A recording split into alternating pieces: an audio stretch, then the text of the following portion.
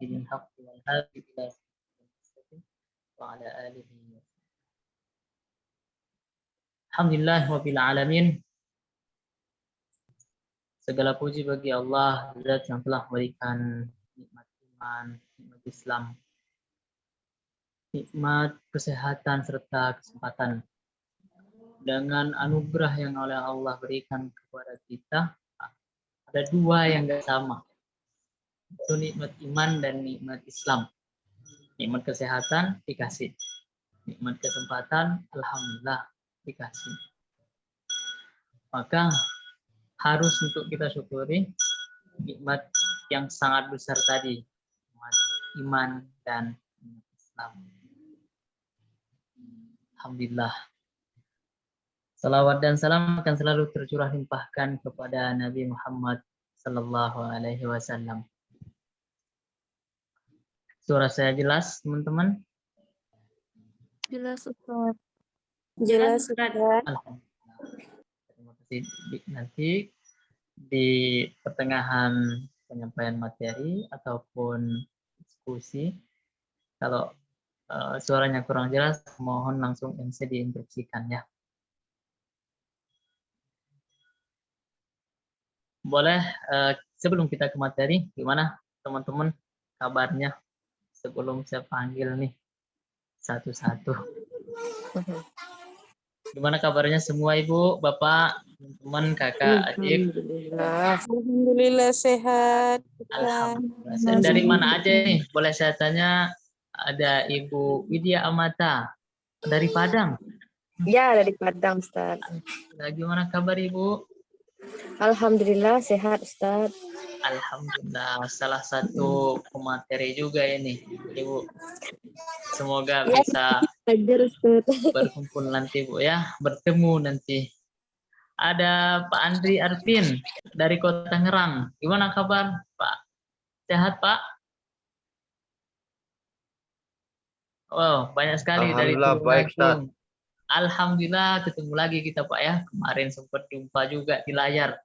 Semoga nanti bisa main-main ya, Pak ya, ke Bandung. Amin. Masya Allah, ada yang dari Palembang, ada yang dari Jambi.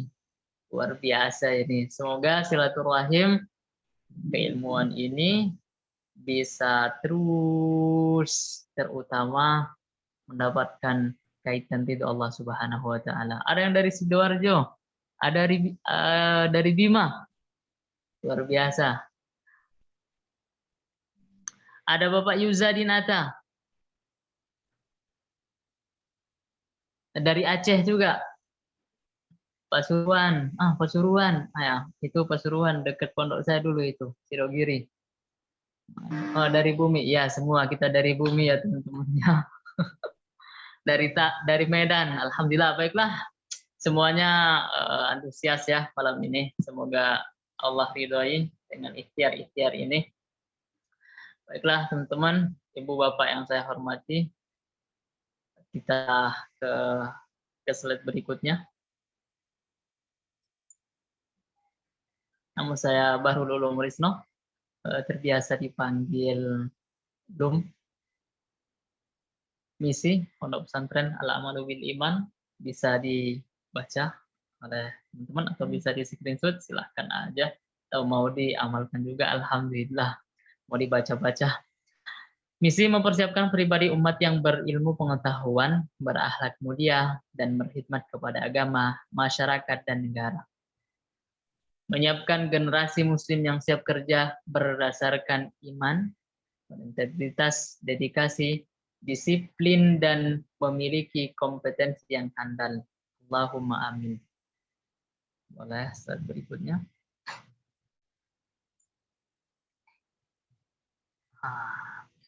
Dari Al-Amalu bil Iman itu ada buku Sri Bekerja dengan Iman ya. Kemudian ada video Bekerja dengan Iman. Kemudian ada Pondok Tahfiz Al-Amalu bil Iman yang alhamdulillah sekarang ada santri ikhwan, ada santri akhwat. Dan sekarang juga ibu bapak, teman-teman semuanya dari kita dari perwakilan santri Al-Amalu bil Iman sedang lomba tingkat provinsi 30 juz. Semoga nanti mendapatkan hasil yang terbaik. Yang keempat, webinar bedah buku dan kajian bekerja dengan iman atau disingkat dengan BDI. Yang alhamdulillah sekarang kita laksanakan, kita gelar agendanya. Baiklah, kita langsung ke slide berikutnya. Alhamdulillah sekarang buku studi bekerja dengan iman ada 3, insya Allah nanti ada 4 dan seterusnya. Bekerja mendapatkan rezeki tidak sekedar upah atau gaji. Buku kedua, buku ketiga, dan insya Allah buku keempat. Bagi teman-teman yang ingin mendapatkan buku bekerja dengan iman, insya Allah nanti ada door prize biasanya di akhir ya. Ada kuis biasanya di akhir diskusi kita. Atau mau langsung misalnya mau beli aja ya silahkan, ada di toko online, ada di Tokopedia, Shopee dan lain-lain. Ada di Gramedia juga, silahkan aja di cari sendiri. Boleh ke slide berikutnya.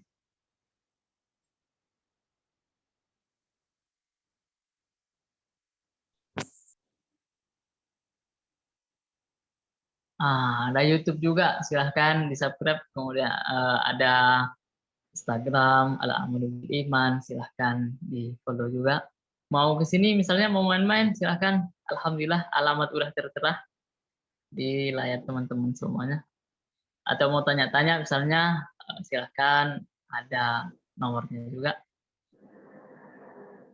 Ini tidak perlu diulang lagi, saya yakin teman-teman udah mengingatnya. Meluruskan niat, melapangkan ikhtiar.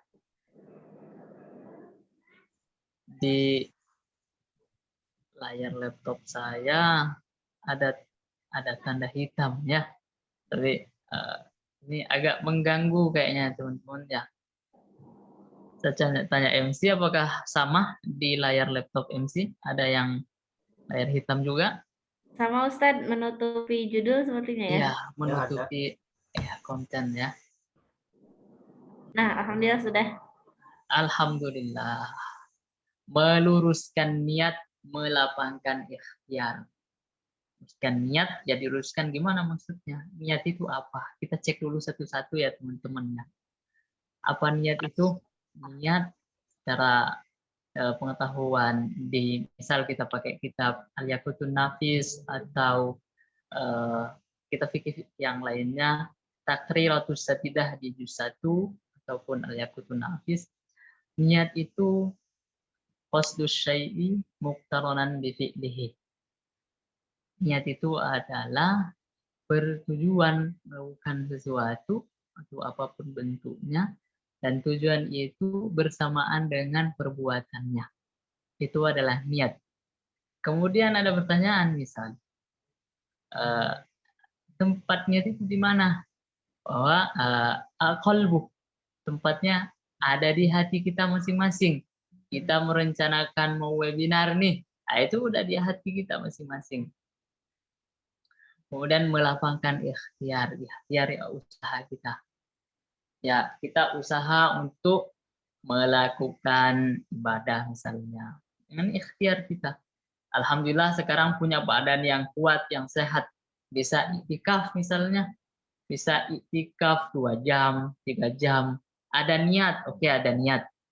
Kemudian ada ikhtiar juga. Ini saya berbicara perihal ibadah ubudiyah. Ada ikhtiar kita untuk melapangkan itu semua. Beribadah kepada Allah Subhanahu wa taala. Kalau udah tua, kita punya niat aja, tapi mungkin kekuatan udah nggak bisa. Mau baca Quran, mumpung masih kuat, mumpung masih sehat, belum mati, belum sakit, bisa 5 juz, bisa 3 juz, atau mau sholat tahajud bisa. Ikhtiarnya masing-masing. Ada yang ikhtiarnya mendekati teman yang soleh atau solehah. Ada ikhtiarnya yang mencari jodoh atau pasangan hidup yang soleh, supaya bisa bersama di kegelapan malam, sama-sama bersujud kepada Allah Subhanahu wa taala. Ada yang mencari istri yang solehah, ada yang mencari istri yang pengetahuannya luas. Itu silahkan, ikhtiar itu silahkan aja dilakukan. Untuk apa? Untuk ibadah kepada Allah Subhanahu wa Ta'ala.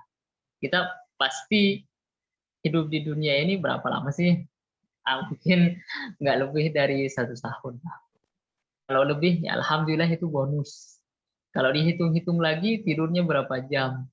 Ternyata kalau dihitung misalnya 5 jam misalnya, atau lebih dari itu. Kita kalkulasikan dalam setahun, mungkin kita tidur dalam setahun 2 bulan. Lebih.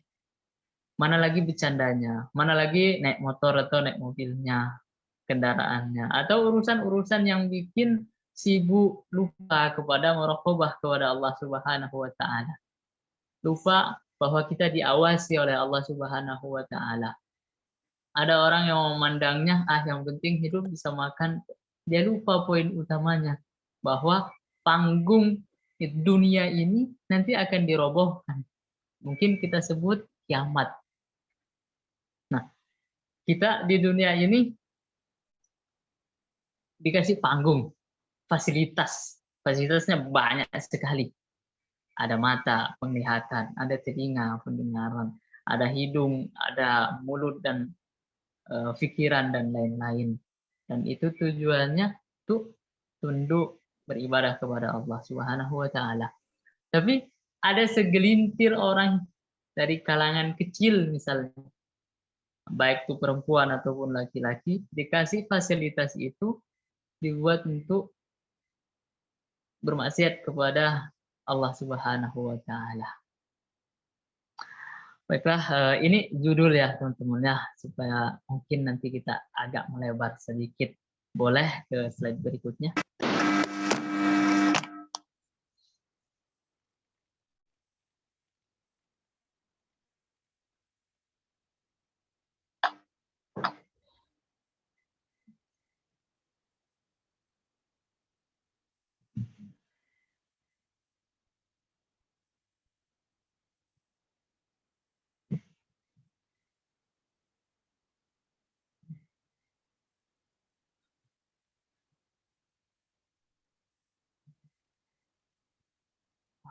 Niat. Nih banyak sekali poinnya di slide pertama ini ya teman-teman. Semoga waktunya bisa efektif.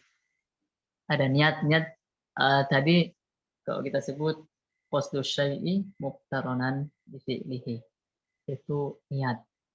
Kemudian ada sholat. Sholat itu ibadah yang awalnya dibuka dengan takbir, diakhiri dengan salam. Kemudian itu secara syariat. Dan di kitab yang berbeda, misal sholat itu adalah wasilah bainal abdi ila rabbih. Sholat itu adalah hubungan hamba kepada Rabb-nya. Jadi kalau kita punya hubungan kekerabatan itu selalu dijaga.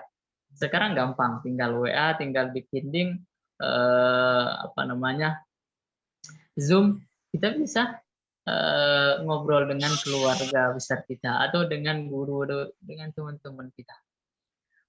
Itu dijaga, persaudaraan dijaga. Bagaimana sekarang yang sholat ini, begitupun kita lebih menjaganya, karena itu yang lebih utama. Hubungan kita kepada Allah Subhanahu wa Ta'ala sebagai hamba. Kemudian taubat. Ini sebenarnya mudah ya teman-teman. Taubat poinnya saya rinci aja, spoiler aja ya. Taubat itu memperbaiki hal yang buruk dari sisi kita. Saat kita masih hidup, kalau udah nyawa udah di kerongkongan, udah selesai. Taubat udah dicabut dari kita. Kemudian apalagi udah meninggal, nggak ada kita untuk bisa taubat. Kemudian taubat ini juga terbagi nanti, ada yang kita taubati dari perkara zahir, ada yang kita taubati dari perkara batin. Yang perkara zahir yang bisa kita lihat, yang perkara batin atau tidak terlihat.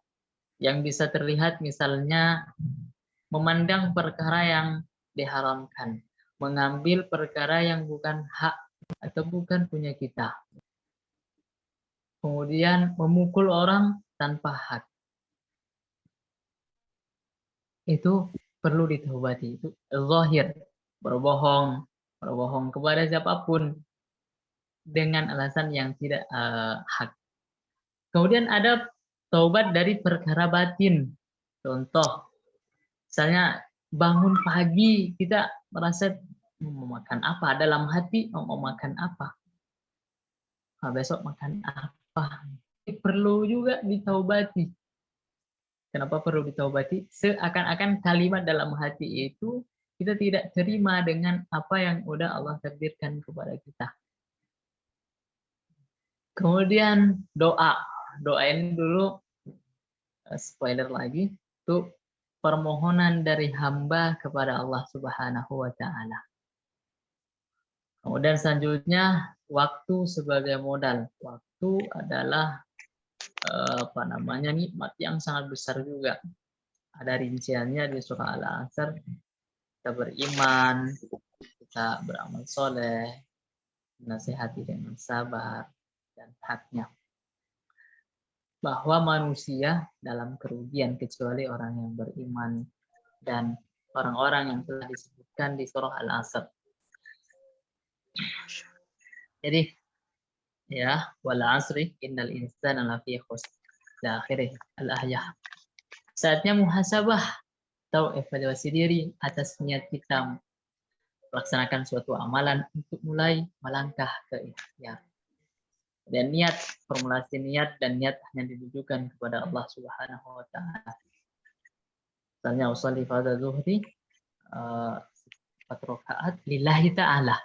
Bukan li siapa atau li apa, karena apa, untuk apa, tidak, tapi lillahi ta'ala, karena Allah Subhanahu wa taala. Bersihkan diri dengan taubat agar komunikasi kita dengan Allah Subhanahu wa taala tidak terhalang dengan dosa. Nah, ini sedikit sedikit mengendap di sini agak lama ya, teman-teman ya, komunikasi niat sebut kepada Allah melalui sholat. Bersihkan diri dengan taubat. Ini taubat tadi udah disinggung sebentar ya, teman-teman. Jadi Allah itu tidak boleh kita hukumi dengan satu sifat aja. Kalau kita bermaksiat, kita tidak diampuni oleh Allah, pasti kita disiksa. Tidak seperti itu. Ada sifat Allah yang Maha Penyayang, Maha Pengasih. Allah Maha Penerima taubat. Allah menerima taubat kita. Bahkan Allah menunggu taubat kita. Innallaha yabsutu yadahu bil lail liyatuba musii'un nahar wa yabsutu yadahu bin nahar liyatuba musii'ul lail. Allah yang menjadi Tuhan saja menunggu taubat mereka yang mengakhiri keadaannya tidak taubat. Jadi ada orang-orang yang melakukan dosa, misalnya berzina, membunuh, mencuri sekian angka, atau misalnya sekian sekian triliun misalnya. Saya udah nggak pantas ini mendekat kepada Allah. Saya udah nggak pantas untuk bertaubat. Saya udah nggak pantas jadi orang baik. Ingatlah, huwa min kaidis syaitan. Itu bagian dari tipu daya syaitan. Supaya apa? Supaya kita tidak mendekat kepada Allah Subhanahu wa taala. Padahal kalau kita lanjutkan misalnya di riwayat yang berbeda, ruya annahu sallallahu alaihi wasallam qala wa inni laghafurun liman taba. Jadi Allah Subhanahu wa taala berfirman melalui hadis qudsinya bahwa inni sungguhnya Allah Subhanahu wa taala laghafurun, Maha mengampuni, liman tabah. Bagi siapa? Liman tabah, bagi orang yang bertaubat. Jadi nggak usah pikirkan ini diterima apa enggak taubat saya karena saya udah membunuh orang, saya udah gini, saya udah gitu. Udah biarkan aja itu. Sekarang kita lanjutkan perjalanan untuk serius sujud kepada Allah Subhanahu wa taala. Kemudian misalnya kita buka di surah Az-Zumar ayat 53. A'udzubillahi minasyaitonir rajim. Qul ya ibadiyalladzina asrafu ala anfusihim la taqnatu min rahmatillah. Innallaha yaghfiru dzunuba jami'ah. Innahu huwal ghafurur rahim. Boleh teman-teman buka di surah Az-Zumar ayat 53. Kita masih dipanggil, ya ibadi, pakai ya mutakallim, kepemilikan kalau kita menggunakan bahasa nahwu misalnya atau ilmu aladi, ilmu sorof misalnya. Kita masih dipanggil, ya ibadi, wahai hambaku, bukan disebut wahai hamba, wahai manusia, tidak, tapi kul ya ibadi, wahai hambaku, mesti akui kita sebagai hamba. Alladzina asrafu ala anfusihim, orang-orang yang melampaui batas terhadap dirinya sendiri. La taqnatu min rahmatillah, larangannya, anjurannya, jangan putus asa dari rahmat Allah Subhanahu wa taala. Ditegaskan lagi bahwa innallaha yaghfiru dzunuba jami'ah. Sesungguhnya Allah mengampuni semua dosa. Innahu huwal ghafurur rahim. Sungguhnya Allah Maha mengampuni dosa dan Maha Penyayang. Apa kita nggak menetes air mata dengan satu ayat ini? Kita udah kayak gitu udah selesai itu. Ada lagi yang lebih dahsyat, misal di surah Al-Furqan ayat 67 sampai ayat 70. Di ayat walladzina la yad'una ma'allahi ilahan akhar sampai ayat illa man taba wa amana wa amila amalan salihah faulaika yubaddilullahu sayyi'atihim hasanat wa kana Allahu ghafurur rahimah. Orang yang menyekutukan Allah, orang yang membunuh dan orang yang berzina, maka mereka yalqa atamah. Jadi berada pada dosa yang sangat tinggi. Kemudian juga dilipat gandakan sikasaannya. Jadi luar biasa sekali di ayat ke-70-nya.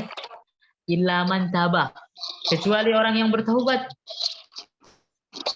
Kecuali orang yang bertaubat, wa amana wa amilah, dan orang yang beriman, wa amila amalan salihah, dan orang yang melakukan amal soleh, amal kebajikan. Faulaika yubaddilullahu sayyi'atihim hasanat. Maka orang yang taubat, orang yang beriman, orang yang melakukan amal soleh, semuanya yang salah-salahnya tadi, dosa dari berzina, dosa membunuh, yubaddilullahu sayyi'atihim hasanat. Allah mengganti sayyi'atihim hasanat, kejelekannya menjadi kebagusan, kejelekannya menjadi kebaikan.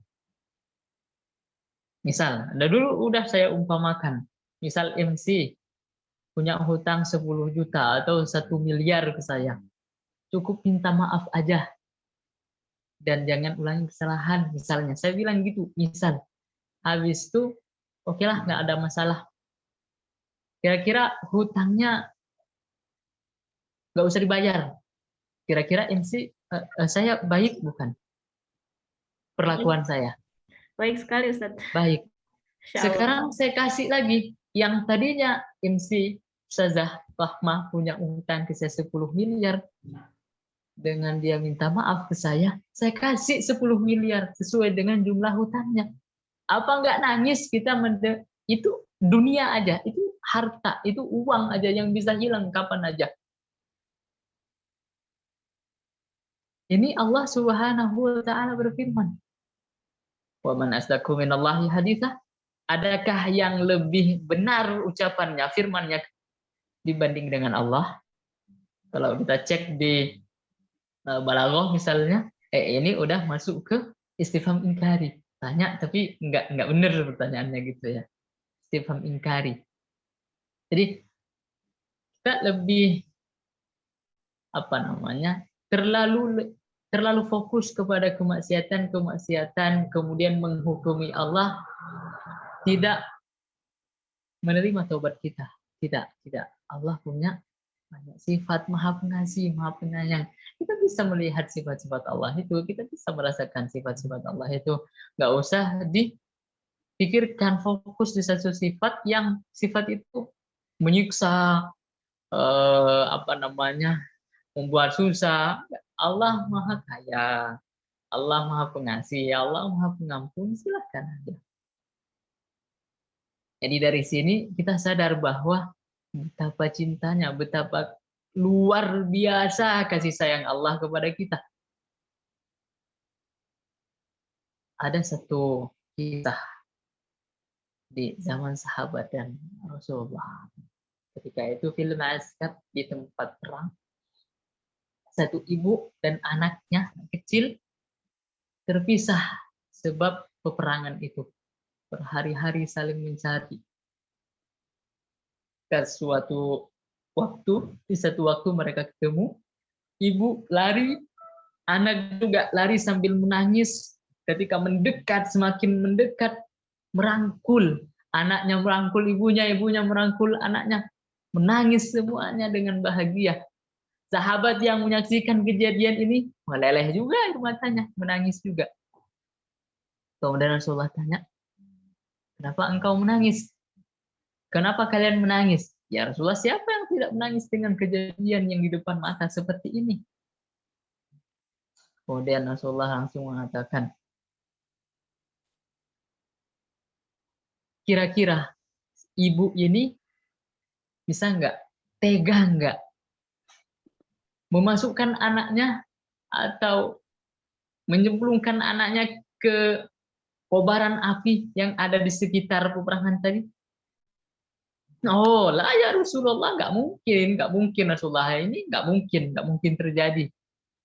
Ternyata dijawab Rasulullah, begitulah Allah. Allah lebih cinta kepada hambanya dibanding ibu tadi cinta kepada anaknya.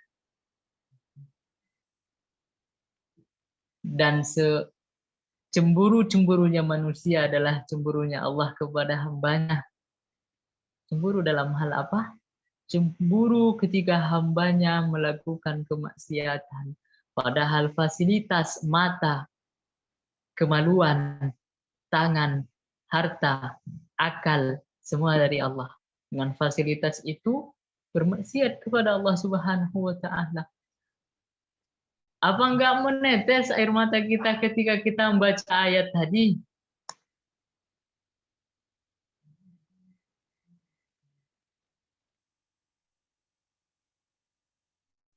Jadi ini khususnya nasihat untuk saya pribadi, mungkin untuk teman-teman juga. Sama-sama kita perbaiki bareng-bareng. Mungkin setelah webinar ini nafas kita hilang. Mungkin setelah webinar ini kita nggak tahu kemana.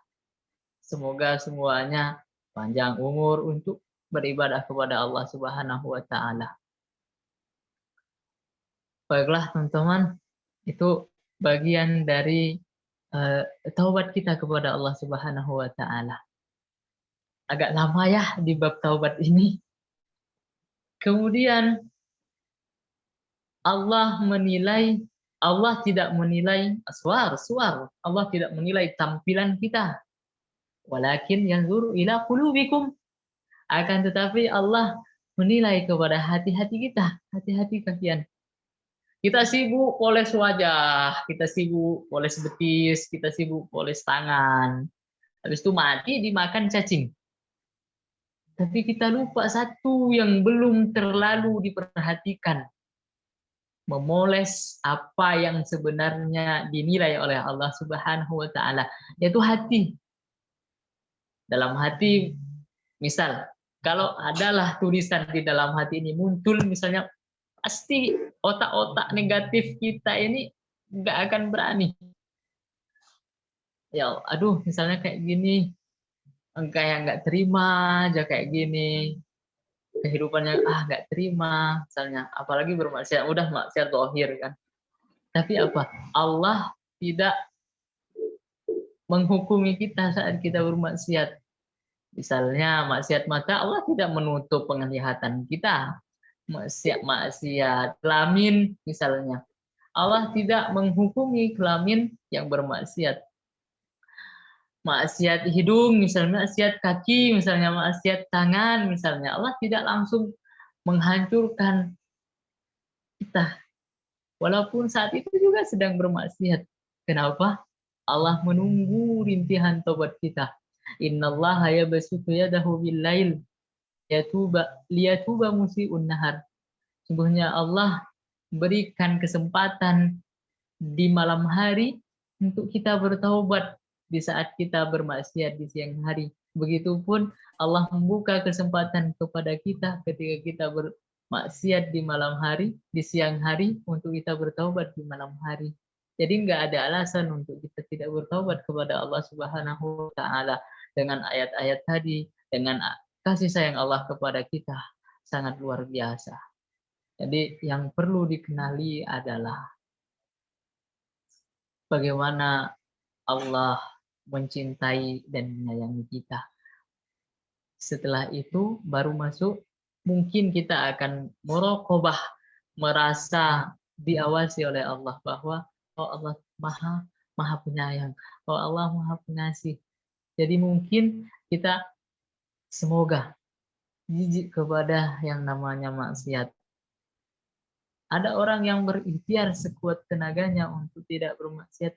Masya Allah. Wa amma man khafa maqama rabbih wa nahan nafsa 'anil hawa fa innal jannata hiyal ma'wa. Wa amma man khafa, adapun orang-orang yang takut terhadap kedudukan Rabb-nya, wa nahan nafsa 'anil hawa, dan menahan hawa nafsunya, fa innal jannata hiyal ma'wa. Jawabannya langsung surga. Maka tempat kembalinya adalah surga. Siapa itu? Dua kategorinya cuma. Orang yang takut kepada kedudukan Allah, ketinggian derajat Allah Subhanahu wa Ta'ala, dan orang yang bisa menahan hawa nafsunya. Dari mana jalurnya? Ya dari taubat.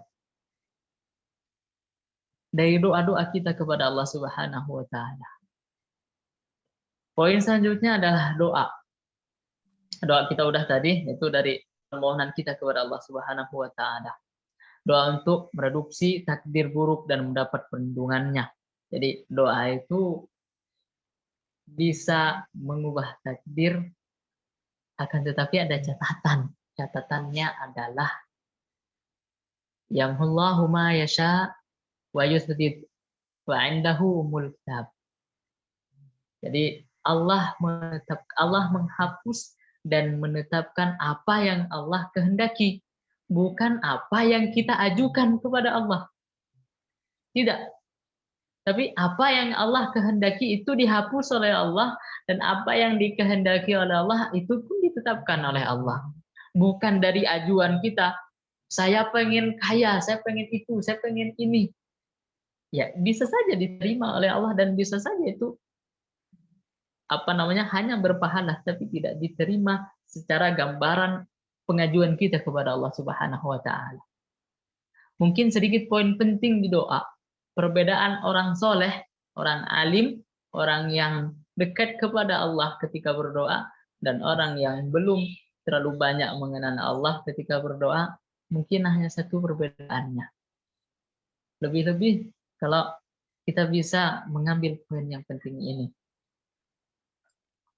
Orang soleh, orang alim, orang yang dekat kepada Allah ketika berdoa, mereka berdoa kepada Allah. Allah tahu maha penyayang, maha pengasih, maha bijaksana, maha perkasa, maha mengabulkan, maha aziz, maha mulia, maha semuanya yang baik-baik.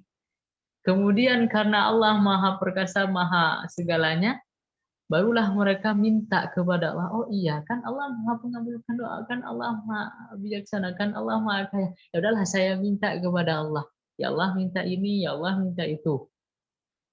Itu orang alim doanya. Tapi orang seperti saya khususnya, orang yang belum terlalu kenal atau bahkan masih mau mengenal kepada Allah Subhanahu wa Ta'ala, maka doanya berbeda. Apa itu doanya?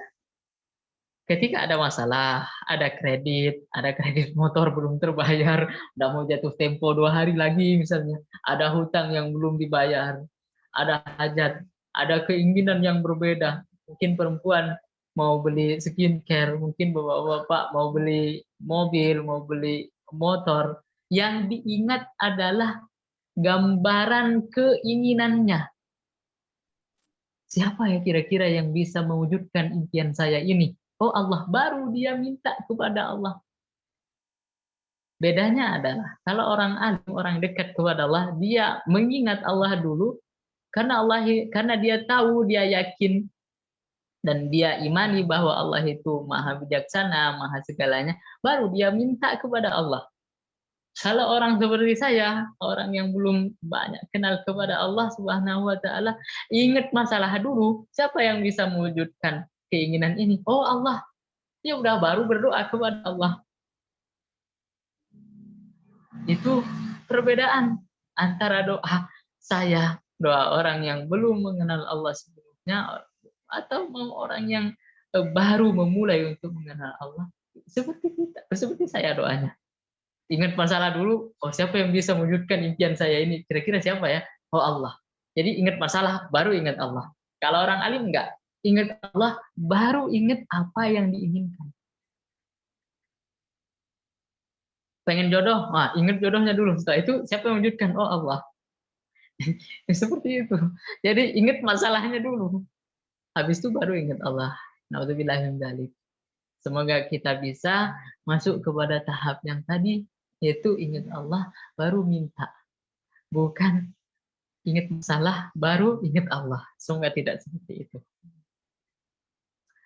Buat rencana atau azam, rencana tentang waktu sebagai modal yang diberikan Allah Subhanahu wa taala.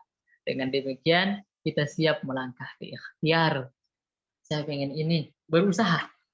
Saya pengen itu, berusaha. Misalnya ya ikhtiar beribadah silahkan. Mau umroh, mau naik haji, alhamdulillah silahkan. Saya pengen ini, pengen itu di bab-bab duniawi, ya silahkan aja. Semoga bahagia di dunia, lebih-lebih di akhirat, sangat bahagia juga. Boleh ke slide berikutnya?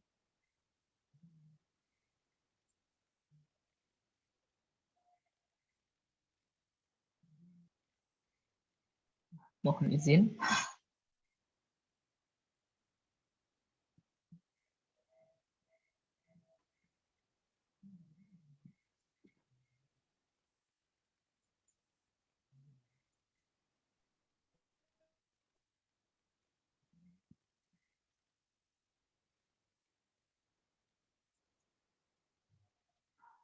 Alhamdulillah, boleh ke slide berikutnya. Sudahkah niat kita karena Allah Subhanahu wa taala?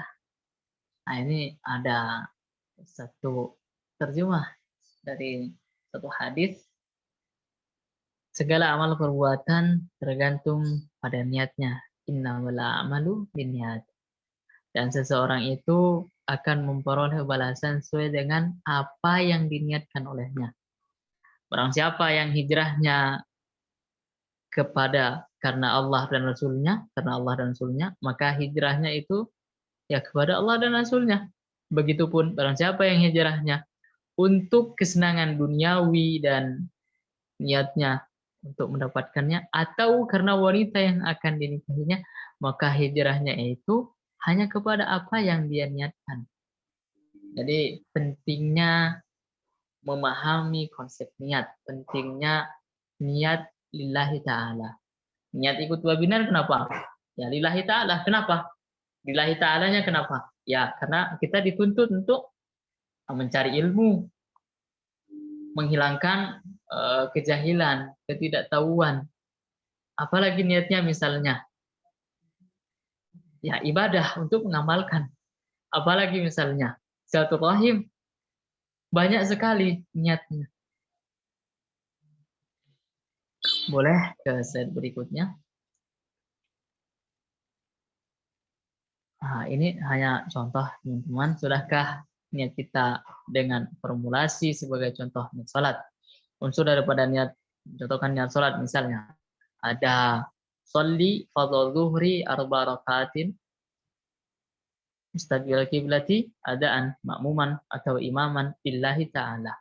Jadi ditanya dulu niatnya apa? Oh, melakukan sholat fardu 4 rakaat.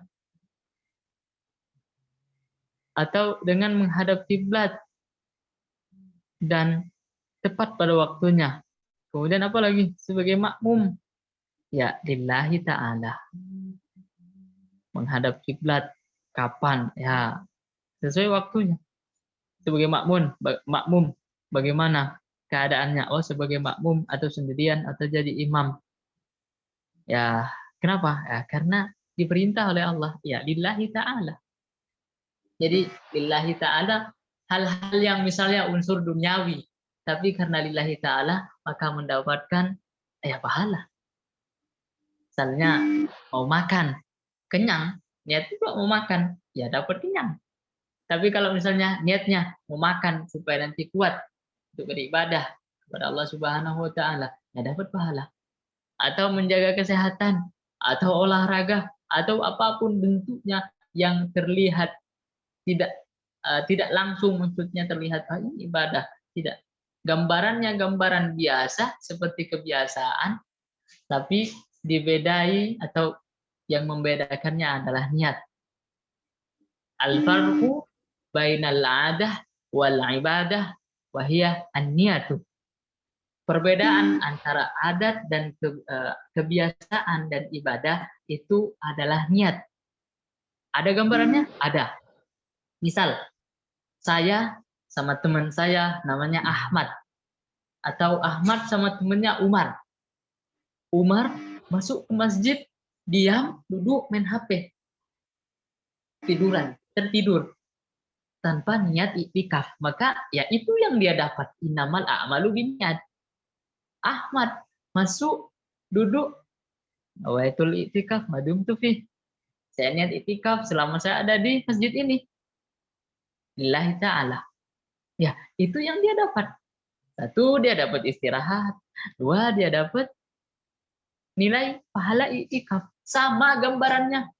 Umar di dalam masjid, Ahmad pun sama di dalam masjid. Mal farqu bainahuma? Apa perbedaan dari keduanya?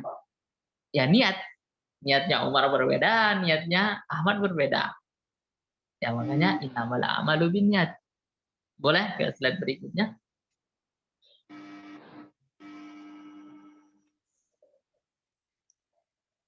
Nih, sudahkah niat kita sampaikan kepada Allah Subhanahu wa taala ketika yang melaksanakan sholat seorang hamba dengan bercakap mesra dan akrab dengan Tuhannya. Jadi as-sholatu hiya wasilatun baina 'abdihi ila rabbih. Ya, sholat itu adalah kaitan. Sholat itu adalah penghubung. Sholat itu adalah hubungan antara hamba dan Rabb-nya. Kalau hubungan itu putus, gimana bingungnya kita? Gimana jeleknya kita? Hubungan putus kepada zat yang menciptakan kita. Kenapa bisa? Mungkin niatnya belum kuat. Mau sholat duhur, terhalang oleh TikTok. Mau sholat asar, terhalang dengan YouTube. Mau sholat isya, terhalang oleh yang lain-lainnya. Na'udzubillah min dzalik. Boleh ke slide berikutnya.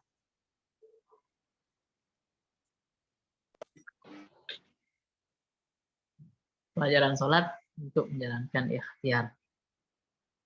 Apabila sholat telah dilaksanakan, maka bertebarlah kamu di muka bumi. Carilah karunia Allah dan ingatlah Allah dan ingat Allah sebanyak-banyaknya agar kamu beruntung. Jadi apabila kita sudah melaksanakan sholat, maka kerjakan. Jadi ada satu pendapat di keterangan di tafsir, kalau kita bertebaran maksudnya adalah menjenguk orang-orang yang perlu dijenguk. Salah satunya siapa? Orang sakit, ziarah, mengunjungi orang yang sakit. Itu ada satu di keterangan tafsir. Ini kita baca, apabila sholat telah dilaksanakan maka bertebaranlah kamu di bumi. Jadi silahkan bertebaran. Apabila sholat telah dilaksanakan, setelah mendapatkan sholat maka bekerjalah ada yang ikhtiar dengan bekerja. Ini kalau keadaan kita mungkin ya. Keadaan kita misalnya habis sholat zuhur, ada pekerjaan belum selesai, silahkan. Ada yang di kantor, silahkan pekerjaannya selesaikan. Ada yang di kampus, silahkan selesaikan. Ada yang menghafal, silahkan laksanakan. Setelah engkau salat, maka bertebaranlah di muka bumi, carilah karunia Allah dan nyata Allah sebanyak-banyaknya. Jadi ada zikir jahar, ada zikir sir. Jahar itu kita lafadzkan Allah, misalnya Allahu Akbar, misalnya Subhanallah, misalnya atau La ilaha illallah atau kalimat thayyibah yang lainnya. Ada zikir hati aja, hati. Ya, hanya kita yang tahu zikir kita. Nah, ini sangat luar biasa penjagaannya. Sangat luar biasa. Ada orang yang mengatur zikirnya sesuai tarikan nafasnya. Ah, itu luar biasa lagi. Masya Allah. Allah, Allah. Jadi nafasnya yang keluar ini adalah zikir kepada Allah Subhanahu wa taala. Sangat luar biasa. Boleh ke slide berikutnya. Alhamdulillah. Sudah kita bertaubat? Alhamdulillah kita udah bertaubat. Semoga ini pertanyaan ini jawabannya pasti iya. Semoga seperti itu. Membersihkan diri dari segala dosa, dari segala kesalahan, agar tidak ada hambatan saat kita minta pertolongan kepada Allah. Jadi taubat itu bukti bahwa kita peduli kepada kita. Gimana maksudnya? Ya, kita nggak mau dihukum oleh Allah. Kita tidak ingin mendapatkan hal yang kurang baik, apalagi hal yang tidak baik. Sudah kita bertaubat dengan cara yang benar dan berulang-ulang. Allah bersabda, wahai manusia, bertaubatlah kalian kepada Allah dan mohon ampunlah kepada Allah. Sungguhnya aku bertaubat 100 kali dalam sehari. Itu Rasulullah SAW dikatakan di terjemah hadis ini, beliau bertaubat 100 kali. Itu sangat luar biasa. Apa dosa apa yang dilakukan oleh Rasulullah? Kok sampai bertaubat 100 kali? Merasa aja. Bukan melakukan dosa, tapi merasa. Merasa, kalau kita baca di misal di kitab hadis, ada cahaya yang menghalangi Tuhan, merasa bersalah aja Rasulullah bertaubat segitu banyaknya. Apalagi kita, khususnya saya, apalagi manusia, bukan nabi yang hidup zaman sekarang ini. Keluar dikit lampu merah, ada aurat yang terlihat. Ada harta numpuk, nggak ada orang, sikat aja. Na'udzubillahi min dzalik. Sudahkah doa dilakukan untuk mengimitasi takdir buruk? Ternyata doa dapat merubah takdir, sebagaimana sabda Rasulullah, yang dapat merubah takdir hanyalah doa, yang dapat menambah umur hanyalah amalan kebaikan. Jadi seperti tadi ya, ibu bapak, teman-teman yang saya hormati semuanya, yang Allahumma yasha wa yuthbit wa indahu ummul kitab. Allah itu menetapkan apa yang dikehendaki Allah. Allah itu menghapus apa yang dikehendaki, dan Allah menetapkan apa juga yang dikehendaki oleh Allah Subhanahu wa taala. Kita tidak bisa mengatur Allah Subhanahu wa taala. Saya pengen mobil. Pokoknya tahun depan saya pengen mobil. Saya udah bisa nyetir, saya udah punya rumah, udah ada garasi. Ternyata tahun depan nggak dikasih mobil. Ya, yang Allahumma yasha wa yusbit. Ya, ajuan kita kepada Allah itu bisa aja dihapus, bisa aja diterima. Jadi tidak bisa kita mengatur Allah Subhanahu wa taala, sangat tidak bisa. Kita hanya bisa berikhtiar, usaha, silahkan, berdoa, silahkan. Keputusan tetap Allah yang menentukan, Allah yang mentakdirkan.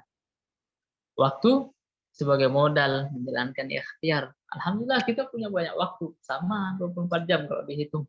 Waktu adalah modal yang diberikan Allah untuk menjalankan ikhtiar kita. Ya, untuk beribadah kepada Allah Subhanahu wa taala. Setiap makhluk diberikan modal waktu yang sama. Kalau kita hitung misalnya 24 jam. Kemudian Waktu sebagai modal menjalankan ibadah tadi. Ikhtiar, waktu adalah modalnya. Allah bersumpah dengan waktu yang Allah ciptakan bahwa manusia dalam kerugian. Wala kemudian ilal ladzina amanu, kecuali orang-orang yang beriman, mereka tidak rugi. Kecuali siapa lagi? Orang yang mengerjakan amal soleh. Siapa lagi? Menasihati tentang kebenaran. Siapa lagi? Menasihati tentang kesabaran. Kebenaran dan kesabaran. Boleh ke slide berikutnya. Kita udah 1 jam ya teman-temannya, nggak terasa. Bagaimana menggunakan waktu? Rasulullah bersabda, Allah berfirman, wahai Bani Adam, fokuskanlah hati kalian dalam beribadah kepadaku. Jadi hati yang ditanya, kalbunya. Saya aku akan lapangkan hatimu dan aku penuhi kebutuhanmu. Kalau kamu tidak memfokuskan ibadah kepadaku, kepada Allah Subhanahu wa taala, maka aku akan penuhi hatimu dengan kesibukan dan kebutuhanmu tidak akan aku penuhi. Insyaallah. Jadi kita fokuskan ibadah kita kepada Allah. Semoga ikhtiar kita ini bersamaan dengan ridha Allah Subhanahu wa taala. Berlombalah mengisi waktu kita dengan kebaikan. Fastabiqul khairat. Kalau kita lihat tafsir di ayat ini, misal di tafsir yang udah sangat populer, tafsir Jalalain. Maka berlomba-lombalah dalam berbuat kebaikan. Fastabiqul khairat. Kalau kita cek tafsirnya, tafsir dari ayat ini adalah badiru ila ta'ah. Ya, kebaikan di situ adalah ketaatan kepada Allah Subhanahu wa taala. Bersegeralah, berlomba-lombalah, badiru, cepat-cepat. Cepat-cepat untuk apa? Ila ta'ah, melakukan kebaikan. Karena ada kebaikan, menurut logika kita ada kebaikan, tapi itu bukan ketaatan kepada Allah Subhanahu wa taala. Bukan. Ada hal yang seperti itu. Misal, mohon izin saya contohkan sebentar. Ini baik, tapi nggak taat. Dan ini melanggar syariat. Contoh, antri. Satu, misalnya namanya siapalah, saya sebutkan Fulan. Fulan 1 dan Fulan 2. Seperti itu. Khawatir kalau menggunakan kata nama, misalnya nama orang, Ahmad atau Umar, ada yang tersinggung. Maka saya katakan Fulan 1 dan Fulan 2. Fulan 1 mesen aja, karena mesen ya, kalimatnya atau diksinya mesen, PSK. Ya, apa namanya? Wanita penghibur lah. Habis itu mesen si Fulan 2, mesen juga PSK yang dipesan oleh Fulan 1, sama. Akhirnya ketemu di satu tempat barengan. Antri dong. Dia apa namanya? Antri untuk melakukan kemaksiatan itu benar versi antri, tapi itu nggak taat dan itu melanggar. Kayaknya bagus, tapi itu bukan kebaikan, itu bukan apa namanya, bukan ketaatan. Maka alhamdulillah badiru ila ta'ah. Fastabiqul khairat maksudnya di tafsir tadi badiru ila ta'ah. Apa itu? Bersegera untuk melakukan ketaatan. Karena ada yang mungkin menurut logika itu ada kebaikan, tapi itu bukan ketaatan. Ikhtiar dalam hal yang terbaik. Sungguh lebih baik seseorang di antara kalian mengambil beberapa utas tali miliknya lalu pergi ke gunung, kemudian pulang dengan bawa sikat kayu bakar di atas punggungnya. Ikhtiar. Lantas menjualnya hingga dengan itu Allah menjaga dirinya untuk meminta-minta daripada ia minta-minta kepada orang lain, baik mereka memberinya atau menolaknya. Ada arti tidak memberinya. Allah akan mudahkan jalan ikhtiar kita dan mencegah dari meminta-minta. Jadi yang terbaik itu memang hasil jerih payah kita. Jadi ini udah apa namanya bisa untuk kita hindari insya Allah. Supaya mungkin dan kita berdoa kepada Allah semoga kita bukan bagian dari orang yang ditakdirkan meminta-minta. Kita memberi aja, tangan di atas lebih baik daripada tangan di bawah. Ya mungkin itu materi kita untuk ya lumayan setelah juga ya, 1 jam lebih saya berbicara. Semoga nanti apa yang disampaikan bisa bermanfaat khususnya untuk saya pribadi di dunia, dan bisa menambah kecintaan dan muraqabah saya kepada Allah Subhanahu wa taala. Ada di sini Al-Amalu bil Iman, ada program tahfiz 5 juz itu diikhtiarkan 30 hari, 30 juz diikhtiarkan 12 bulan mungkin atau setahun. Program belajar ngaji ada juga di sini, tapi minimal mungkin 3 bulan. Bagi teman-teman yang mau belajar membaca Quran, silahkan datang ke Al-Amalu bil Iman. 3 bulan, program 3 bulan. Atau ada yang ziyadah dan merojah, tapi program online silahkan, ini juga ada. Kemudian juga saya izin menyampaikan bahwa sekarang ini dia dibuka pendaftaran Akademi Fashohatul Lisan dan Tahfiz Quran eksklusif. Nah, Fashohatul Lisan itu apa? Kita memperbaiki huruf demi huruf, makhrajnya di mana, huruf ini makhrajnya letaknya di mana, sumber suaranya di mana, kemudian sifatnya apa aja, karakter-karakter huruf ini seperti apa. Insya Allah ini udah dibuka, silahkan mendaftar di WhatsApp ini. Kita mulai program insya Allah 14 November sampai 13 Januari selama 60 hari. Semoga Allah meridhoinya. Boleh ke slide berikutnya, mungkin udah akhir ya.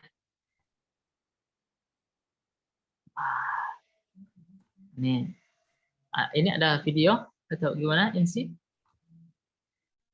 Ya Ustadz, sepertinya jika melihat antusias peserta mungkin agak dipercepat ya Ustadz ya. Oh ya, baiklah. Oke, lanjut. Apakah ini video?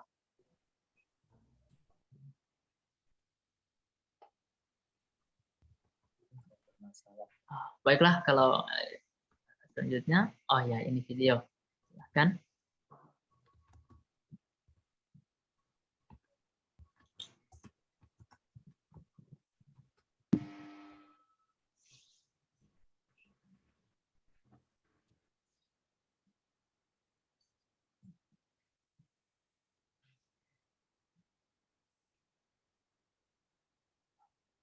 Udah, slide-nya udah berakhir. MC, slide-nya udah berakhir. Baik. Alhamdulillah ya. Kalau udah berakhir, saya tutup materinya. Kalau ada yang perlu kita diskusikan, silahkan kita diskusikan. Wallahu a'lam bishawab. Bismillahirrahmanirrahim. Assalamualaikum warahmatullahi wabarakatuh. Waalaikumsalam warahmatullahi wabarakatuh. Insyaallah, alhamdulillah. Warahmatullahi wabarakatuh. Jazakallah khairan Ustadz. Masya Allah ya, materinya sangat padat sekali ya, sahabat Abi semua. Masya Allah, ini ada Kang Alfa ya yang sudah antusias.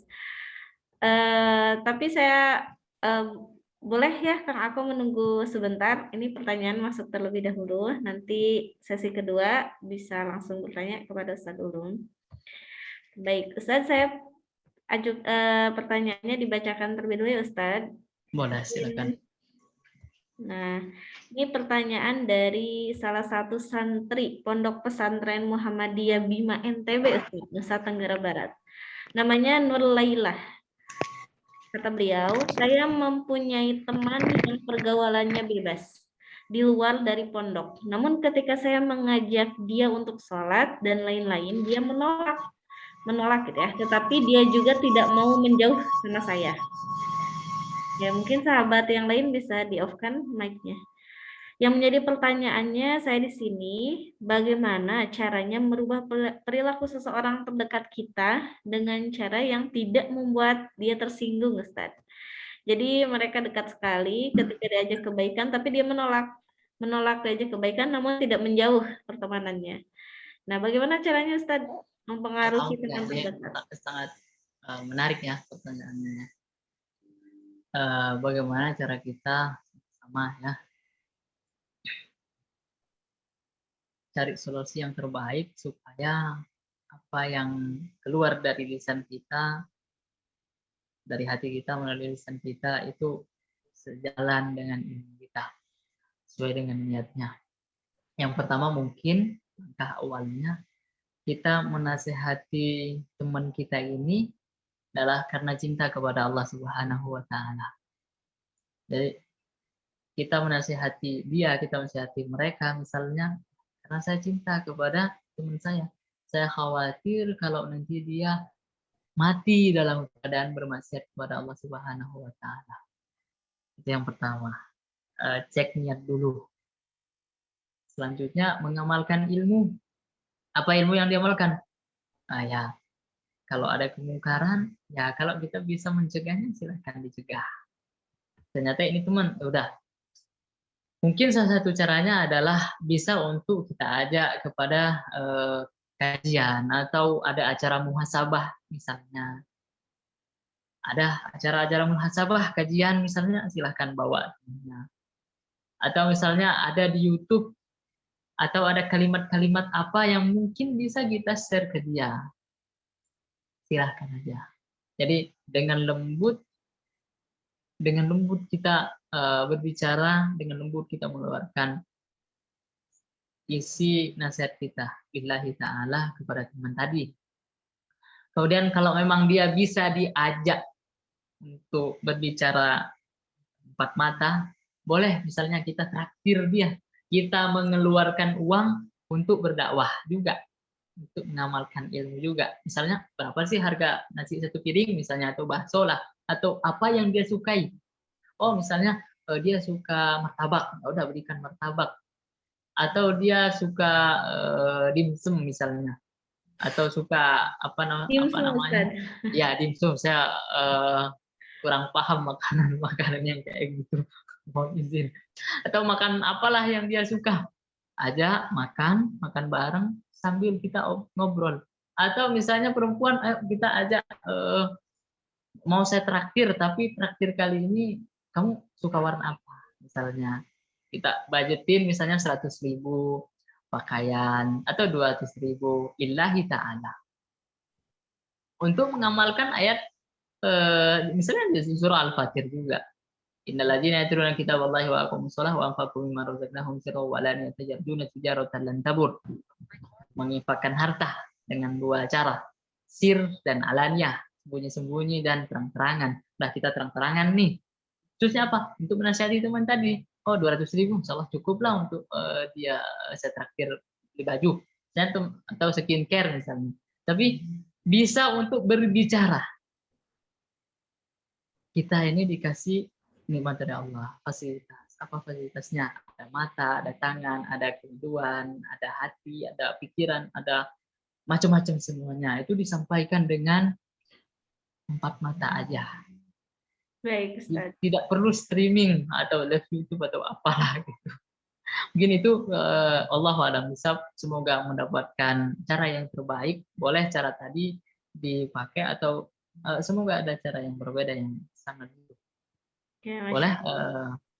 Ya baik, Ada pertanyaan berikutnya? jazakallah khair Ustaz. Nah, semoga terjawab ya Teh Nur Lailah dari NTB. Jangan lupa juga untuk selalu melibatkan Allah dalam setiap hal. Karena hakikatnya hidayah itu dari Allah ya Ustaz ya. Ya, benar sekali. Nah, kemudian Ustaz kita sambut dulu ada Kang Ako Rindam Syah yang tadi sudah raise hand. Unsulbar. Unsulbar itu Universitas Sulawesi Barat. Betul Kang Ako? Iya, betul sekali. Masya Allah. Baik, silakan ya, ada mahasiswa yang semangat sekali. Mau tanya jauh sepertinya sama Ustadz. Silakan. Ako. Baik, sebelumnya mohon maaf. Saya izin bertanya. Mungkin untuk mukadimahnya saya tidak terlalu pandai karena saya selama ini sekolahnya di umum. Nah, langsung saja untuk pemateri Ustadz yang insya Allah selalu dalam lindungan Tuhan Yang Maha Esa, Allah Subhanahu wa Ta'ala. Saya itu kan sekolah di universitas yang umum, di mana bercampur-campur dengan beberapa agama. Nah, dalam keseharian saya selalu bertemu dengan lawan jenis saya, di mana kebanyakan dari mereka masih belum menutup aurat. Jadi otomatis saya selalu melihat dan berzina dengan penglihatan seperti itu. Dan saya tidak mungkin untuk menegur mereka, dan saya pun tidak bisa menghindari penglihatan saya. Di mana di masa-masa muda seperti ini, hal tersebut itu menjadi saya rasa menjadi salah satu faktor terbesar untuk menjadi dosa saya, Ustaz. Lalu saya akan seperti apa? Terima kasih.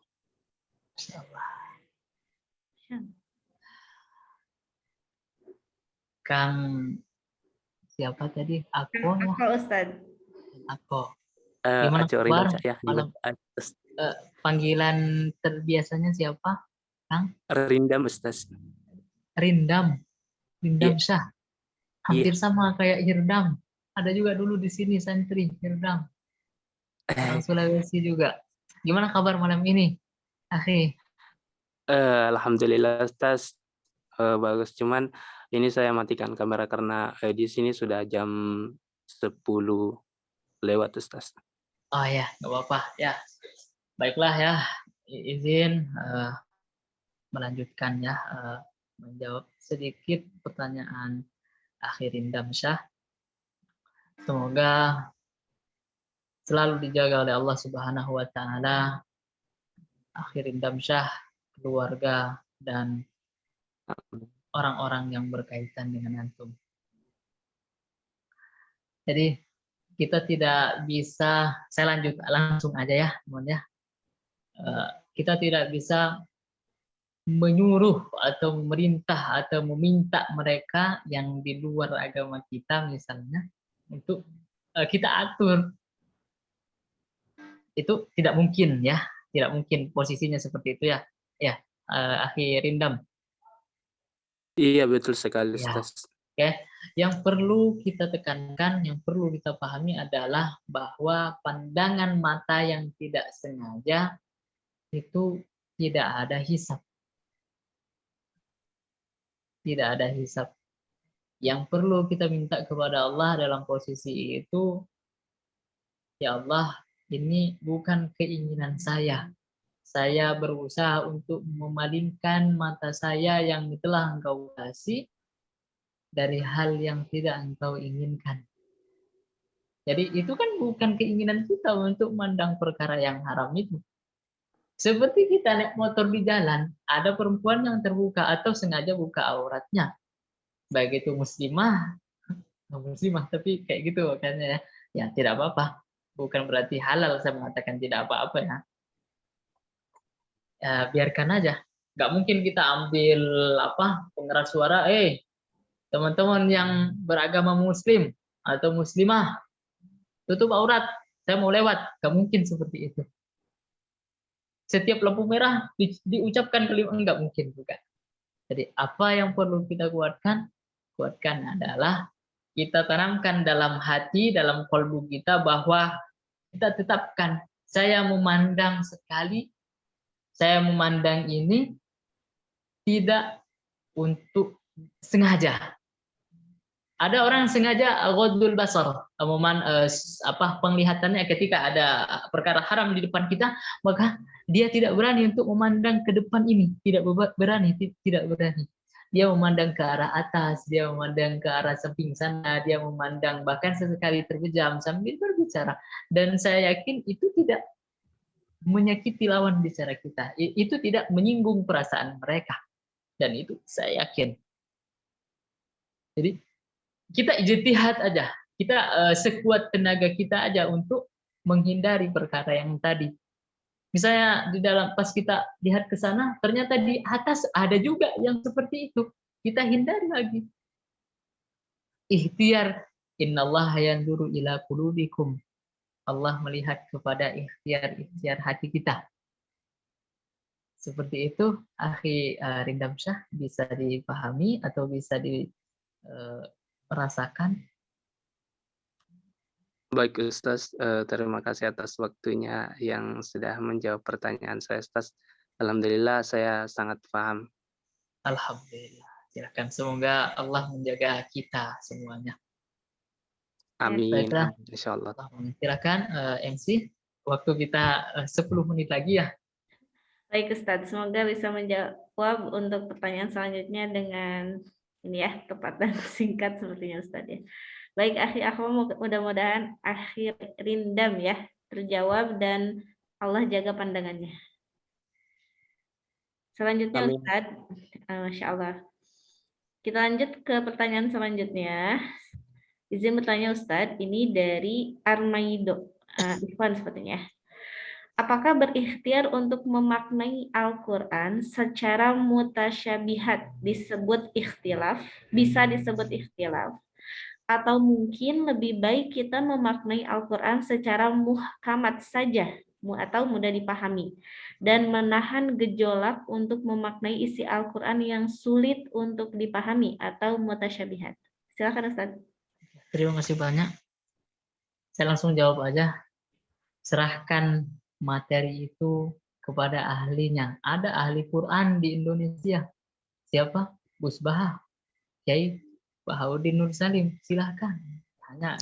Ada pengajiannya? Tanya. Ada link Zoom-nya? Tanya. Oh, beliau udah membuka diri untuk masyarakat Indonesia tanpa terbatas. Ada napi, ex-teroris, ikut kajian beliau. Jadi kita mau memaknai Al-Quran, kita nggak paham, jangan dimaknai. Kenapa? Nanti akibatnya falyatabawwa maq'adahu finnar.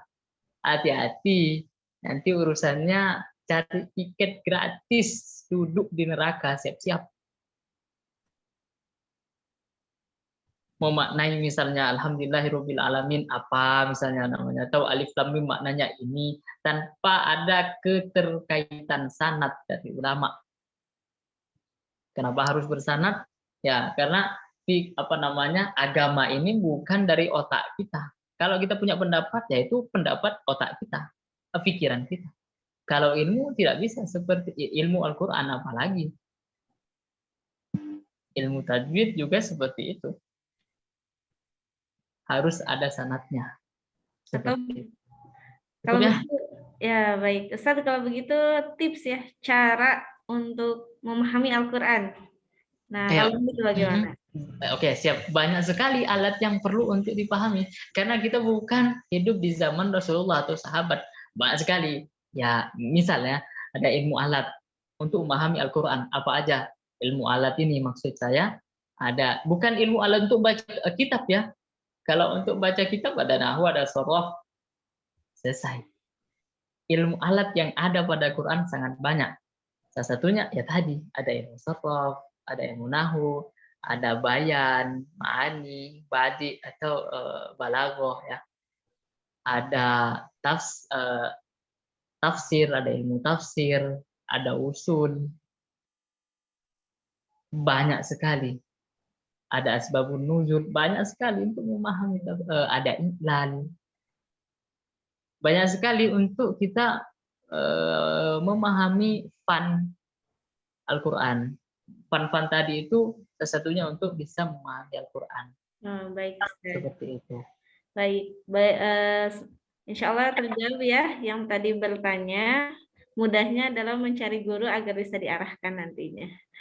Iya. Begitu ya, Ustadz kurang lebih. Ustadz, ada satu lagi, mohon izin Ustadz, kita mengapresiasi orang yang sudah bertanya. Pertanyaan terakhir. Dari Ukhti, betul Ustadz, pertanyaan terakhir. Ukhti Siti Salehah, izin bertanya Ustadz, gimana caranya ya diri kita agar istiqomah dalam kebaikan dan dalam ibadah? Karena saya itu rajin, tapi kadang malas. Kebanyakan malasnya sih katanya. Cuman sejauh ini saya selalu sholat, cuma telat gitu ya. Gimana caranya agar diri tenang? Silakan Ustadz. Baiklah, ala bizikrillahi tatmainnul qulub. Ingatlah bahwa dengan mengingat Allah itu hati menjadi tenang. Hati menjadi tenang, bukan ingat si ayang, bukan ingat tempat yang kata kita, pantai itu menenangkan. Kata orang yang di pantai, gunung itu menenangkan. Padahal kalau mereka hidup sama-sama punya masalah, ya udah. Kenapa? Karena emang hatinya, sumber dari ketenangannya ada yang bermasalah. Maka apa? Ala bizikrillahi tatmainnul qulub. Itulah bahwa yang menenangkan hati kita ya dengan menyebut Allah, ingat kepada Allah. Jadi seperti ini. Kita pandangan berbeda ya dari yang tadi. So, ngasih analog atau kias atau persamaan lah, atau mungkin sedikit cara berpikir supaya sama-sama bersyukur kepada Allah di saat kita mungkin terbiasa sholat tahajud atau terbiasa melakukan kebaikan sunnah, tahu-taunya 1 bulan ini kita udah terbiasa melakukan tahajud, kemudian pindah bulan di malam itu misalnya atau beberapa malam kok tidak sholat tahajud, dosa apa yang saya lakukan? Tidak perlu mengingat dosa, tidak usah menanyakan dosa apa yang saya lakukan, tidak usah seperti itu. Tidak harus menghukumi bahwa kita berdosa. Yang perlu kita pahami atau yang perlu kita hukumi adalah kalau saya berpikirnya dari guru seperti ini. Kita tidur tidak sholat tahajud itu adalah kehendak Allah. Ya alhamdulillah kita syukuri. Kenapa? Kita bisa banyak istirahat. Kan niatnya tadi untuk bangun sholat tahajud. Ternyata Allah mentakdirkan kita tidak sholat tahajud. Alhamdulillah itu kebaikan juga kepada kita. Ternyata bisa bangun malam. Alhamdulillah, kan Pak, ternyata Allah mentakdirkan kita bisa sujud saat orang lain terlelap dalam tidurnya. Itu pun disyukuri. Jadi kita nggak sholat tahajud pun dengan tidak sengaja, ya kita syukuri. Terlelap tidur. Kita sholat tahajud pun kita syukuri. Kenapa? Allah mentakdirkan kita untuk bangun dan sujud kepada Allah Subhanahu wa Ta'ala. Jadi tidak usah menghukumi diri, dosa apa yang saya lakukan? Kenapa saya nggak bisa istiqomah? Kenapa saya gini? Kenapa saya gitu? Tidak perlu. Jadi lanjutkan semuanya kepada Allah Subhanahu wa Ta'ala. Akan tetapi perlu dicatat, ketika hal yang bermaksiat atau hal-hal yang berbau kemaksiatan, tidak boleh kita sangkut pautkan kepada Allah Subhanahu wa Ta'ala. Misalnya ada laki-laki perempuan pacaran, habis itu hamil. Oh takdir ini, kenapa? Allah yang takdirkan, kurang ajar namanya. Baik, Ustaz. Seperti itu. Wah, boleh langsung ke MC? Baik, terima kasih. Mungkin salah satu alternatifnya mencari komunitas ya, atau lingkungan yang bisa bersemangat dalam menggapai bersemangat ya, ibadah dan lain-lainnya ya. Sudah banyak ya komunitas yang insya Allah membawa positif. Nah, dan menjawab juga pertanyaan terbarunya Teh Siti Salehah ya, terkait ini ya, untuk mempelajari ikhlas dan agar menata hati agar semakin tenang. Ustadz Ulum masih bergabung? Masih ya, gimana? Baik, Ustadz ini mohon izin lagi, 2 menitnya harus dimanfaatkan nih. Ada dari Kang Muhammad Yusuf, Ustadz. Silakan. Bagaimana cara bertoleransi terhadap non-muslim dalam ajaran Al-Quran? Dijawab dengan singkat, Ustadz, mohon izin. Oke, siap. Sebenarnya pertanyaan ini sudah selesai tadi ya. Allah saja mencintai hambanya. Hamba. Dikatakan qul ya ibadi. Bukan qul ya muslimun atau muslimat atau mukminun atau mukminat. Tidak. Qul ya ibadi. Wahai hambaku. Masih dianggap hamba. Jadi Allah aja yang seperti seperti itu kepada hambanya. Masa kita tidak mau mengatakan bahwa mereka adalah saudara kita senegara, misalnya Bhinneka Tunggal Ika kalau kita ada di Indonesia. Atau yang berbeda misalnya di luar negeri, itu sama-sama hamba Allah. Rasulullah uswatun hasanah. Mungkin ini udah sangat populer ya. Kisah ini dari sudut kota Madinah. Ada seorang kakek tua, buta, setiap hari mencaci Rasulullah Shallallahu Alaihi Wasallam. Tetapi apa? Disuapin sama Rasulullah, padahal dia buta. Disuapin itu, siapa Muhammad itu? Kalau bahasa kita lah teman-temannya, orang gila itu. Disuapin terus. Setiap hari seperti itu. Ketika Rasulullah sudah meninggal, diganti oleh Sayyidina Abu Bakar, dipisahkan. Disuapin oleh Sayyidina. Oh, kok beda ini suapannya, agak kasar. Dari situ kita memahami bahwa toleransi Rasulullah sangat luar biasa kepada orang yang mencaci beliau. Kemudian ditanya sama kakek tua ini, kemana orang yang selalu menyuapi saya? Menyuapin saya. Siapa yang sering menyuapi saya? Udah meninggal. Muhammad, Rasulullah udah wafat. Hah? Muhammad? Ditanya Rasulullah. Ternyata apa? Dari uswah Rasulullah yang seperti itu, menangis, meleleh air matanya. Nah, ini bisa kita toleransi kepada muslim. Bisa, silahkan. Agama kita tidak mengajarkan membunuh. Tidak mengajarkan itu. Rasulullah berperang ketika ada perintah. Bukan mengikuti hawa nafsu. Tidak seperti itu. Boleh lanjut, kita udah lewat semenit ya. Baik, disiplin Ustaz, waktu. alhamdulillah. Insya Allah Teh Siti Salihah ini juga bertanya lagi ya, insya Allah terjawab juga ya terkait ikhlas ya, atas takdir Allah orang tuanya meninggal dan lain-lain. Semoga senantiasa tentang kesalihannya Teh Siti menjadi wasilah ya yang terus mengalir kebaikannya untuk orang tuanya. Baik, jazakumullah khairan katsiran peserta sahabat Abi ya, saya mengucapkannya sahabat Abi ya, sahabat Al-Amal Bil Iman yang luar biasa ya, sampai 90 peserta lebih ya tadi melihat ya, Masya Allah antusiasnya luar biasa sampai masuk pertanyaan lagi, tapi mohon maaf waktunya sudah habis. Insya Allah kita bertemu pekan depan ya. Atau masih greget sama pertanyaannya, ya boleh disampaikan langsung ke admin, mungkin lain waktu kita akan menjawab lagi. Baik, insya Allah itu saja yang dapat saya sampaikan. Kemudian hal-hal yang terkait ya, yang tadi disampaikan oleh Ustadz Ulum, insya Allah bermanfaat untuk kita semua. Jazakumullah khairan katsiran, Ustadz. Ada yang bersedih nih Ustadz, pertanyaannya nggak dijawab. Bagaimana, insya Allah ya, bertanya di lain waktu, kan waktunya sudah habis ya. Boleh izin admin, saya menjawab satu pertanyaan aja terkait keluarga. Oh boleh Ustadz, silahkan. Ini aja terakhir ya, tapi mohon Ya. izin untuk pertanyaan setelah itu di screenshot aja sama MC. Nanti kita Baik. jawab di webinar berikutnya. Itu pertanyaan pertama yang masuk nanti. Oh, baik Ustadz. Ya. Saya foto dulu. Bismillahirrahmanirrahim. Semoga ini ikhtiar kita ya. Ikhlas bagaimana? Ikhlas itu kita kehilangan misalnya. Kita katakan bahwa kita milik Allah.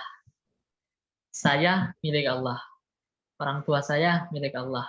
Nenek saya Allah yang menciptakannya ya. Nenek saya diciptakan oleh Allah, anak saya diciptakan oleh Allah dengan ikhtiar-ikhtiar kita. Maka ya terserah Allah. Yang saya sebutkan itu mau diambil kapan aja, ya udah itu gimana Allah. Kan Allah yang punya. Saya pinjamkan handphone kepada saudari, kemudian saya ambil handphone itu di saat saudari memakainya. Apakah saya atau saudari harus bersedih? Atau harus marah? Oh tidak, kita sadar diri bahwa itu adalah handphone milik saya. Bahwa yang diambil itu adalah Allah. Ya itu kekuasaan Allah. Itu milik Allah, akan kembali kepada Allah lagi. Kita hanya bisa berusaha, kita doakan beliau-beliau ini semoga husnul khotimah, diluaskan tempatnya, dimasukkan kepada surga yang sangat yang paling nikmat. Kemudian atas bagaimana untuk meninggalkan atau menghindari maksiat. Ya seperti tadi, kita punya fasilitas, masa fasilitas ini mau dikasih, yang dikasih Allah kepada kita mau dibuat untuk menjadi alat bermaksiat, betapa kurang ajarnya kita kepada Allah. Misal, saudari saya kasih pinjam rumah atau motor.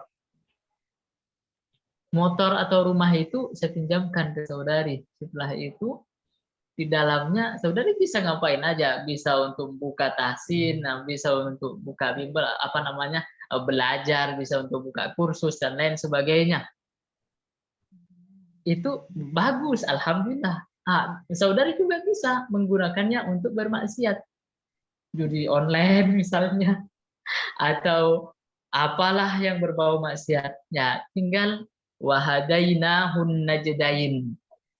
Ya, tinggal kita milihnya. Nah, kita mau jalan kanan atau jalan kiri, jalan bagus atau jalan jelek. Ya, itu pilihan ada di tangan kita. Allah telah berikan anugerah ikhtiar kepada kita, tinggal kita memilihnya, kanan apa kiri, taat apa maksiat.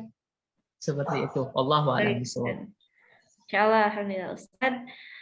Sepertinya pertanyaan terakhir ini urgent ya Ustaz, kalau terkait hukum ini bagaimana ya? Mohon izin, kita habis waktu ya, kita konsisten juga. Saya sudah mengatakan dan saya tidak mencabut perkataan saya. Nah, insya Allah dijawab pekan depan ya Ustadz, atau webinar berlanjut berikutnya. Insya Allah, silakan disebut aja. Oke, mau dia insya Allah dijawab pertanyaannya di webinar yang akan datang insya Allah.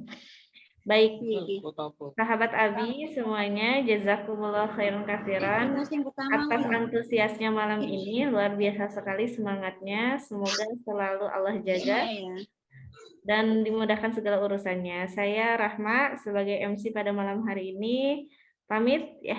Jazakumullah khairan katsiran. Barakallahu fikum jami'an. Asikum minafsi bitaqallah. Waqad faza wattaqun. Assalamualaikum warahmatullahi wabarakatuh. Waalaikumsalam. Waalaikumsalam warahmatullahi wabarakatuh. Assalamualaikum warahmatullahi wabarakatuh. A'udzu billahi minasyaitonir rajim. Bismillahirrahmanirrahim. Alif lam ra. Tilka ayatul kitabil mubin. Inna anzalnahu Qur'anan Arabiyyan la'allakum taqilun. Nahnu naqussu 'alaika ahsanal qasasi bima awhayna ilaika hadzal Qur'an.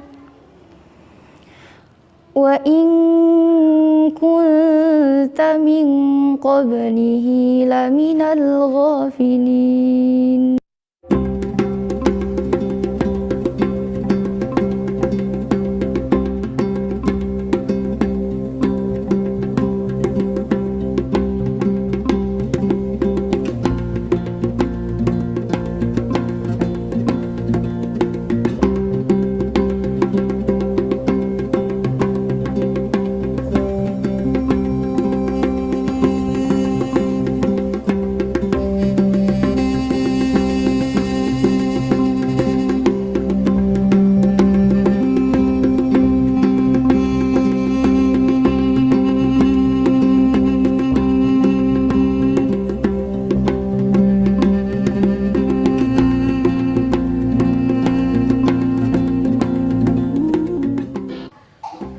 Kayaknya pusing banget.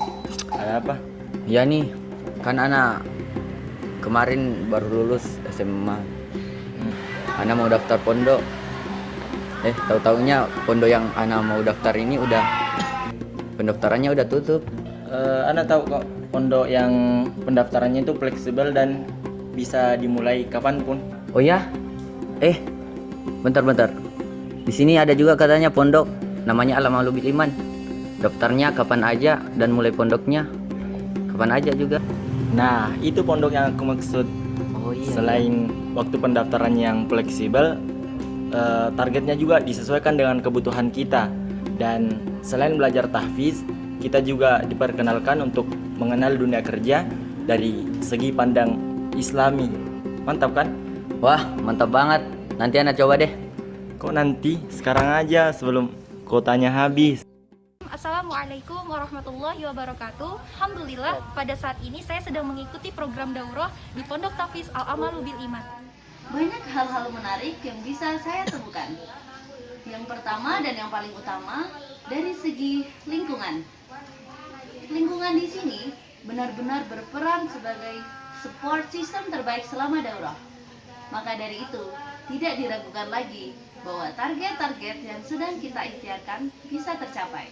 Adalah kita didampingi oleh musyrifah yang siap menerima hafalan Quran kita selama 24 jam. Saya mendapatkan banyak hal, mulai dari teman, pengalaman, wawasan, dan juga hafalan Quran. Di sini tersedia kajian kitab Atibian, Fasohatul Lisan, Jazari, Tufatul Atfal,